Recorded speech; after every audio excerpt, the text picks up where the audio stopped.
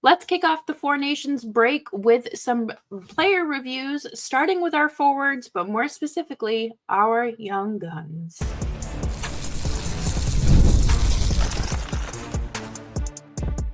You're Locked On Flames, your daily podcast on the Calgary Flames. Part of the Locked On Podcast Network, your team every day. Hello, everybody, and welcome to today's episode of Locked On Flames. As always, I am your host, Jess Belmosto, and thank you so much for joining me today in making Locked On Flames part of your day. Today, we are going to start our in-season review report cards of these players. There has been a lot of change on this roster, and I think today's a great way to start off the break and get into the most important players that are under the microscope, of course, the young guys. Make sure you're subscribed to Locked On Flames wherever you get your podcasts, as well as YouTube. We are here for you Monday through Friday, 5 days a week, your team every day. And let's start with the fresh feet. This is basically the guys that have made appearances, didn't really stick around too long, but also, it's not completely written off that they're just career AHLers or whatnot. They are just the young kids. So the goal we know has been for the Flames to get younger and faster. They've certainly gotten younger. If you look at the NHL edge stats, they are actually the second slowest team in the league when it comes to speed bursts. So we do have a lot of work to do there. So at least we're tackling part of the problem. That's the first step.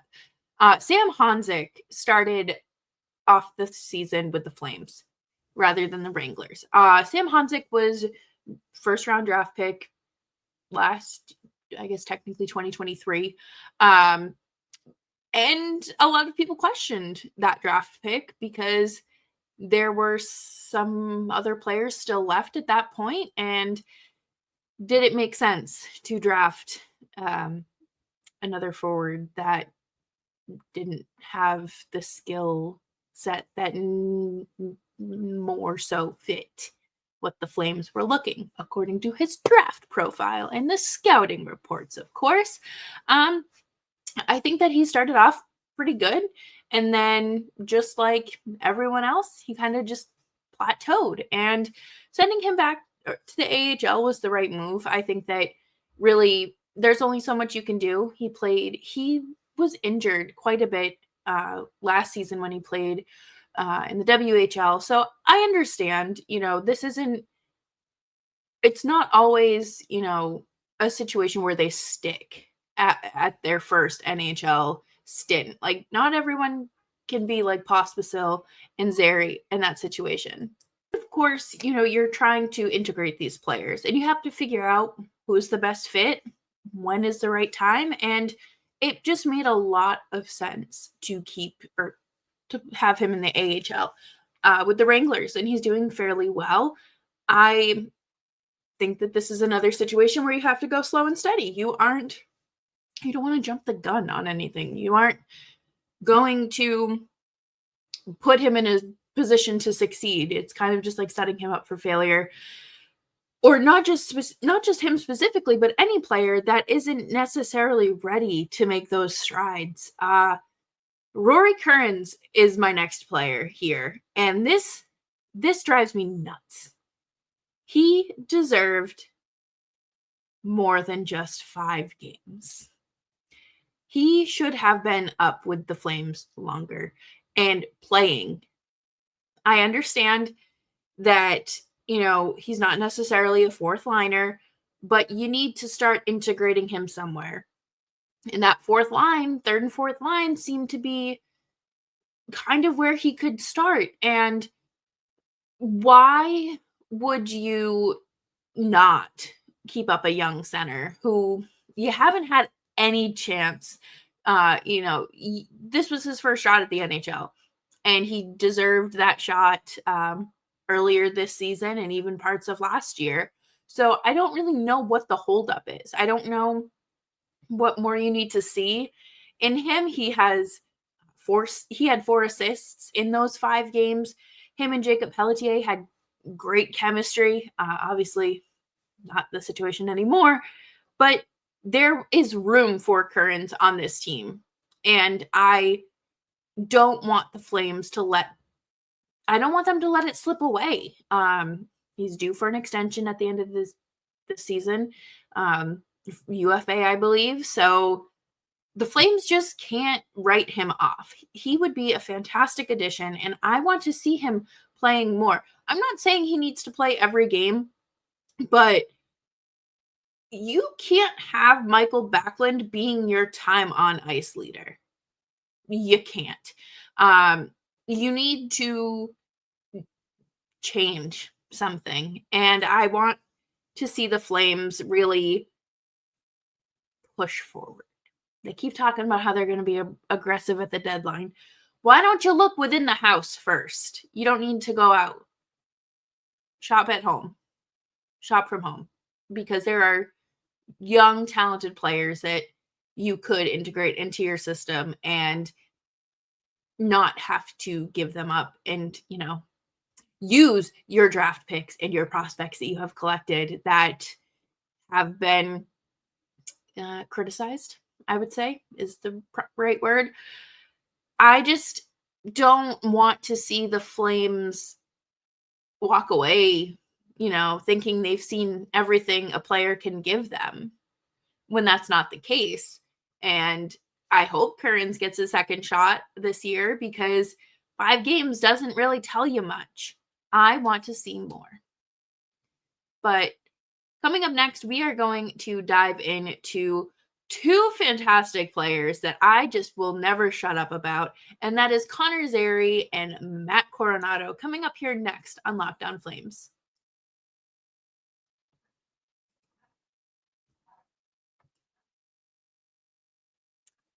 Looking for a snack that's both delicious and nutritious? Crack into a good source of protein with Wonderful Pistachios. Wonderful Pistachios is one of the highest protein nuts. Each 1 ounce serving has 6 grams of protein, giving you over 10% of your daily value. Plus, they're packed with fiber and better for you unsaturated fats. And they'll help keep you feeling full longer. Personally, I love the original flavors. I love the salted shell pistachios. I think that they're great. I keep them at my desk at work because I don't always get a lunch break. And if I can just go back into the break room in between customers, have a few pistachios, that is fuel in my tank. Get snacking and get cracking with the snack that packs a protein punch. Visit wonderfulpistachios.com to learn more.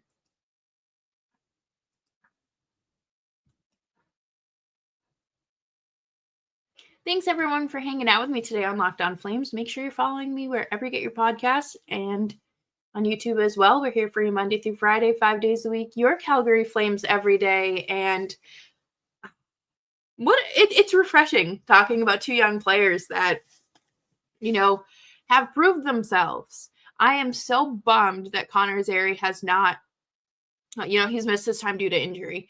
And I'm hoping this 4 Nations break is enough to get him skating in a more not so limited and restricted capacity. I really look forward to him returning, and same with Kevin Ball, but Kevin Ball we'll talk about later this week. But Connor Zary has beat the sophomore slump. There was no sophomore slump. Knock on wood, right? But he has had a great season. 22 points in 40 games. And he picked up right where he left off last year. He has that nice finishing touch that the Flames so desperately need.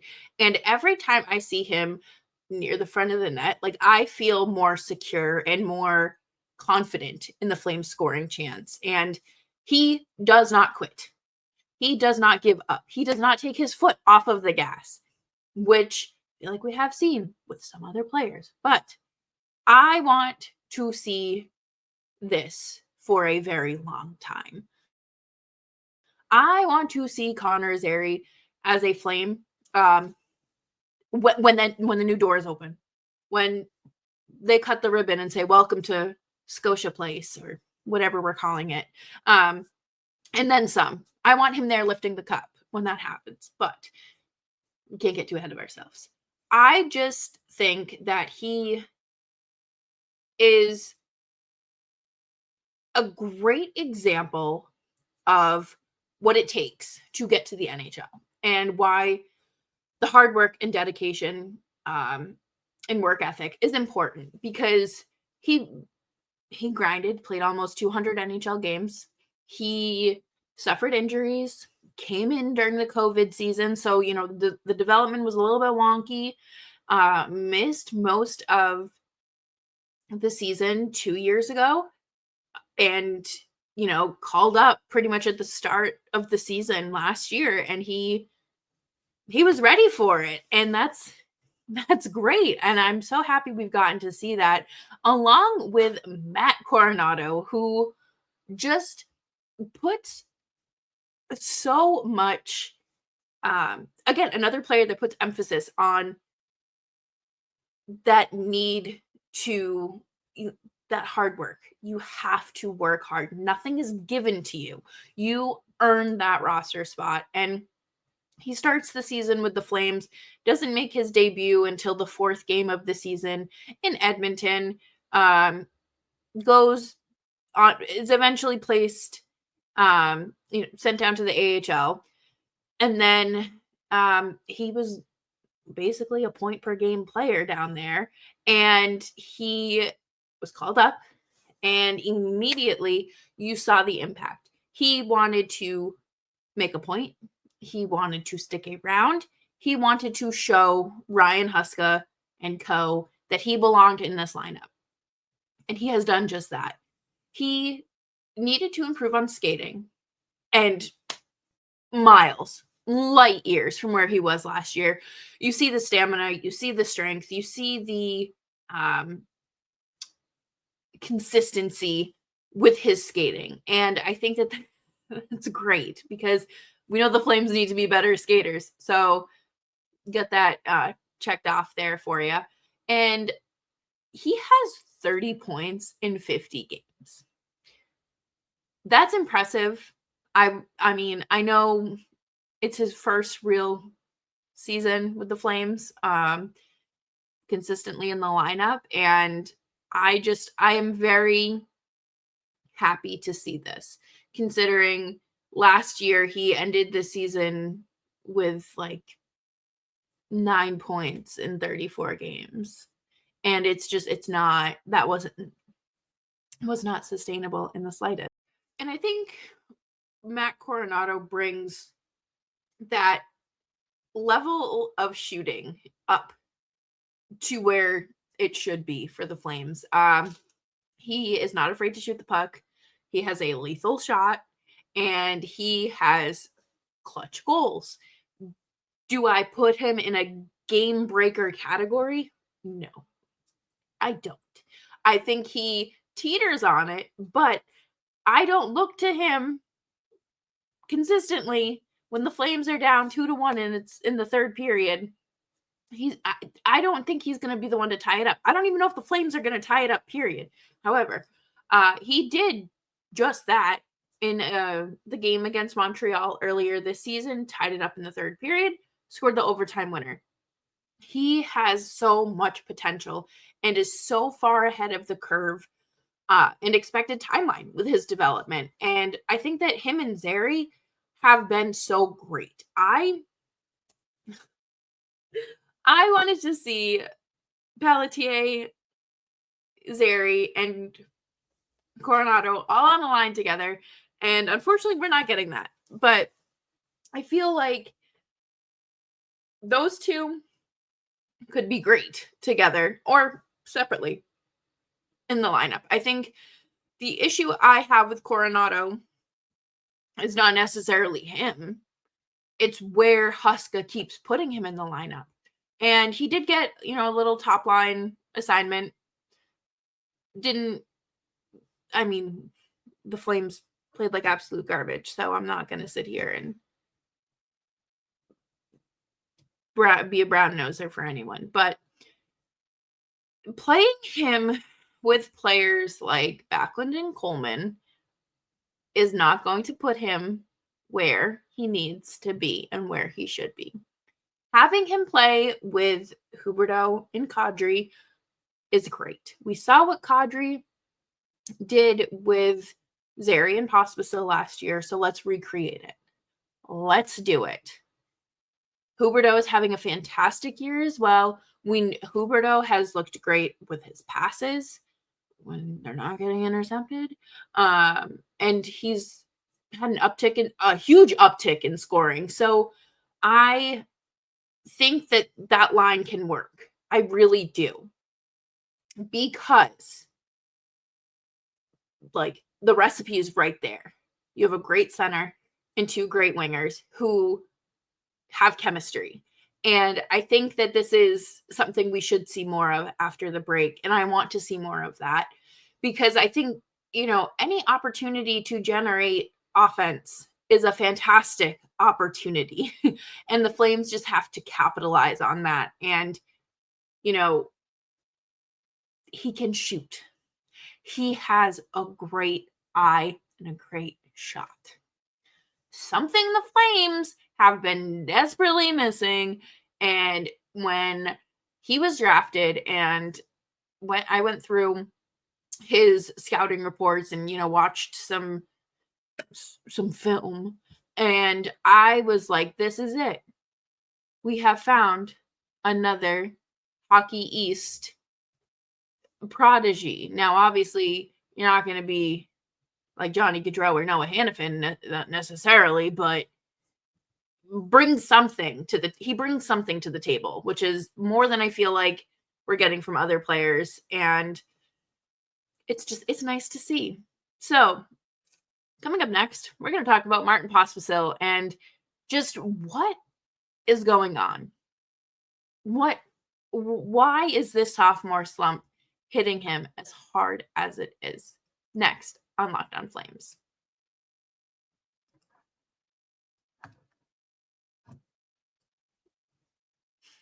Looking to optimize your nutrition this year? Factor makes eating well easy with chef-prepared, dietitian-approved meals that are fresh, never frozen, and ready to heat and eat in just 2 minutes. With 40 options across 8 dietary preferences, every week you can customize your meals to fit your lifestyle, whether it's calorie smart, protein plus, or keto. Plus, Factor even offers wholesome smoothies, breakfasts, and grab-and-go snacks to keep you fueled all day.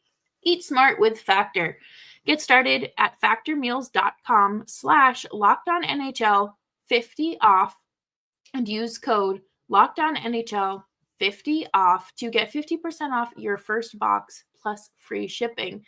That's code LockedOnNHL 50 off at factormeals.com/LockedOnNHL 50 off to get 50% off plus free shipping on your first box.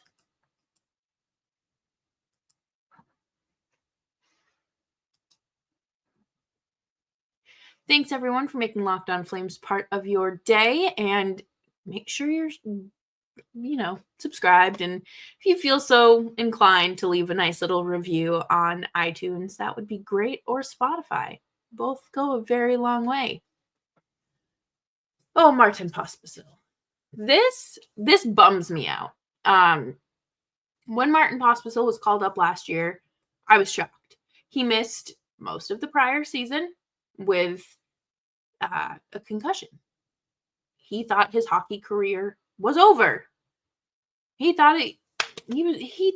genuinely thought his hockey career was over, and then came back and was doing great and got called up to the NHL. Fantastic stuff. Like, you love to see that. You love to see that comeback story. And he played very well with Kadri and Zary. Eventually, that line kind of got separated, and Pospisil was throwing some dangerous hits and dangerous plays, earned himself a suspension. And then this season just hasn't, that spark isn't there. There has been no reignition of that spark. And it's a bummer because obviously you're hoping that he obviously finds success, but to the success to the point where it makes sense why he's playing where he is and the numbers match and make sense. And unfortunately, 18 points in 55 games it's not going to do it. He has 3 goals. That's not going to do it. And I was talking with people, other Flames fans and journalists about Pospisil and his ceiling, and it feels like he is a bottom 6 player. That could be his ceiling. Would you be surprised if the Flames drafted yet another depth player? No, not at all. Do I want to give him grace because of his severe concussion history at 23, 24 years old? Of course. And that will always be granted. Always, always, always. I understand. Another player that was kind of sidelined by COVID and development there, as well as your injuries. And it's not something that you should take lightly at all. But, if you are expecting to play these NHL minutes, you should be expected to produce. And we aren't seeing that from him. Was he carried by Kadri and Zary? I said going into this season that Pospisil would have more of a regression than Zary, and I was right. And it's not something I enjoy being right about. I would love for both of them to be playing well. And I think that Pospisil he hit that peak. And the only place to go from that point is down. And that's for anyone. And I don't think the Flames necessarily have to stay fully invested in this player. I think that he is a player that, again, great depth player. I think he, takes very untimely, costly penalties, and it really impacts the team. But I do feel like, I said the same thing about Nikita Zadorov, and now he's like leading the league in penalty minutes. But I feel like if you put him in a situation where he has to be better, he'll be on his best behavior and not take undisciplined penalties. And that is the biggest thing for me, because I think for Pospisil, it is ultimately up to the player. You can't always coach that behavior out of someone. It is ultimately up to the player to be better about and more cognizant of taking those types of penalties. I think Pospisil has been better, has been less aggressive, but the penalties, you can't high stick someone because they're in your way. Like, yeah, it could happen on accident, of course, but when the guy's right in front of you, skating backwards, and you lift your stick right up to his face, like, you can't. In what world do you think you're going to get away with that? And with the Flames penalty kill being what it is, why subject yourself to that? It sets a very negative tone. It just takes all the air out of the room. Your foot's coming off the gas. Any momentum that you were building just comes to a screeching halt, because now you're not trying to necessarily score. Everyone is playing defense. And what has been the issue with the Flames this year? Defense. Scoring too, but defense. And you being down a man against good teams or any team is gonna be costly when you can't stop a beach ball. So instead of taking a nice little trip, a 2-minute timeout, maybe we work on scoring. Maybe, just maybe, we stay out of the box. That's all I'm asking. That's really my biggest complaint this year.